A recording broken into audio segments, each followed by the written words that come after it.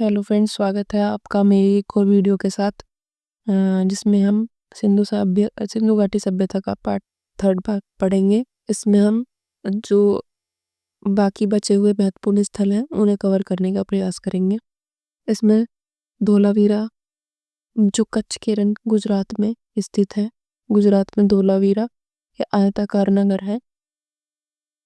इसकी जो विशेषता है, नगर को 3 भागों में विभाजित किया गया है: किला, मध्य नगर, निचला नगर। नगर के जो साक्ष्य प्राप्त होते हैं वो हमें धोलावीरा से प्राप्त होते हैं, जिसे 3 भागों में विभाजित किया गया: किला, मध्य नगर, निचला नगर। प्राप्त साक्ष्यों की बात करते हैं तो इससे विशाल जलाशय, उन्नत जल प्रबंधन की जो व्यवस्था हमें प्राप्त होती है वो भी धोलावीरा से प्राप्त होती है। हड़प्पा लिपि के बड़े आकार के 10 चिन्हों वाला शिलालेख भी यहीं से प्राप्त होता है। नेक्स्ट पढ़ेंगे हम सुरकोतदा, जो कच्छ गुजरात, ये भी गुजरात में है, जो कच्छ जिले में स्थित है। इसको नगर 2 दुर्गीकृत भागों में विभक्त है: गढ़ी क्षेत्र और आवास क्षेत्र। प्राप्त साक्ष्यों की बात करते हैं तो कब्रिस्तान से कलश के समाधान मिले हैं। घोड़े की हड्डियां हमें सुरकोतदा से प्राप्त होती है, इम्पोर्टेंट दोनों ही। नेक्स्ट हम देमाबाद पढ़ेंगे। देमाबाद दक्षिण में महाराष्ट्र अहमदनगर प्रवरा नदी के बाएं तट पर मिलता है। जो सेंधा सभ्यता का सबसे दक्षिणी स्थल है। रथ चलाते हुए मनुष्य, सांड, गैंडे की आकृति मिली है। रथ चलाता हुआ मनुष्य है जो उसमें सांड, गैंडे की आकृति मिली है। सैंधव लिपि की एक मोहर मिली है और मृदभांड, तस्करी, प्याले ये भी हमें देमाबाद से प्राप्त होते हैं। वनवाली जो हरियाणा के हिसार जिले में है। फतेहाबाद जिला, वनवाली, हरियाणा। सिंधु सभ्यता के 3 स्तर प्राप्त हुए हैं: प्राक, विकसित और उत्तर सिंधु। प्राक सभ्यता के जो साक्ष्य होते हैं, जो विकसित सभ्यता के जो साक्ष्य हैं और उत्तर सिंधु के जो साक्ष्य हैं, तीनों हमें वनवाली से मिल जाते हैं। नगर को जो तारांकित भागों में विभाजित करती है वही सड़कें प्राप्त होती हैं। सड़कों के जो साक्ष्य हैं नगर को विभाजित करते हुए वो हमें वनवाली से प्राप्त होते हैं। लाजवर्द तथा कॉर्नेलियन के मन के भी हमें वनवाली से प्राप्त होते हैं। हल्की आकृति और के खिलौने जो हमें ये भी वनवाली से मिलते हैं। तांबे का वाणाग, मोहरे एवं बटकरे ये भी वनवाली से मिलते हैं। ये हल्की आकृति, वाणाग्र, मोहरे एवं बटकरे, लाजवर्द, सड़कें, ये सब काफी इम्पोर्टेंट है। नेक्स्ट हम पढ़ेंगे रोपड़। रोपड़ जो पंजाब भारत में सतलज नदी के बाएं तट पर है। आधुनिक नाम इसका रूपनगर है, काफी इम्पोर्टेंट है। रूपनगर को किस नाम से जाना जाता है? रोपड़। रोपड़ का प्राचीन नाम क्या है? वो रूपनगर है। प्राप्त साक्ष्यों में प्राप्त होते हैं इसके सैलकड़ी की मोहरें, चैट के बटकरे, तांबे का वर्णाग्र तथा कुल्हाड़ी। तांबे का वर्णाग्र वनवाली से भी प्राप्त होता है और रोपड़ से भी।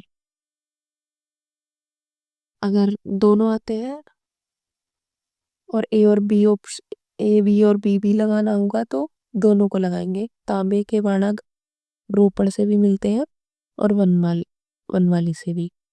मृदभांड, छुरा, मृदभांड, छुरा इसके साक्ष्य भी हमें रोपड़ से प्राप्त होते हैं। मनुष्य के साथ पालतू कुत्ते का दफनाए जाने के साक्ष्य भी रोपड़ से मिलते हैं। बालाकोट, सीप की बनी चूड़ियों के टुकड़े, ये मांडा चिनाव नदी पर स्थित है। बालाकोट, मांडा चिनाव नदी, यहाँ से सीप की बनी हुई चूड़ियों के टुकड़े मिलते हैं कांच से निर्मित पेचदार पिन मिलते हैं। नौसारों से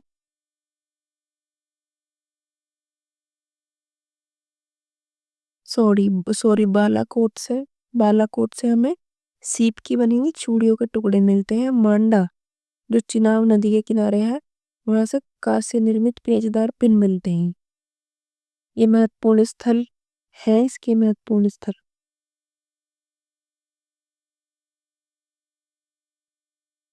नौसारों से स्त्रियों के मांग में सिंदूर के प्रमाण मिलते हैं। नौसारों स्त्रियों की मांग में सिंदूर के प्रमाण। रंगपुर से धान की भूसी मिलती है। लोथल से वृत्ताकार चक्की के 2 पार्ट और बंदरगाह के साक्ष्य प्राप्त होते हैं। कालीबंगा से जुते हुए खेत के साक्ष्य और ताम्र मूर्ति, जुते खेत के साक्ष्य और तांबे की मूर्ति, ताम्र मूर्ति। हड़प्पा से एक स्त्री के गर्भ से निकलते पौधे की आकृति के साक्ष्य प्राप्त होते हैं। हुलास से सैंदल लिपि युक्त एक ठप्पा प्राप्त होता है। सुतकंगेडोर से मिट्टी की चूड़ियों के अवशेष प्राप्त होते हैं।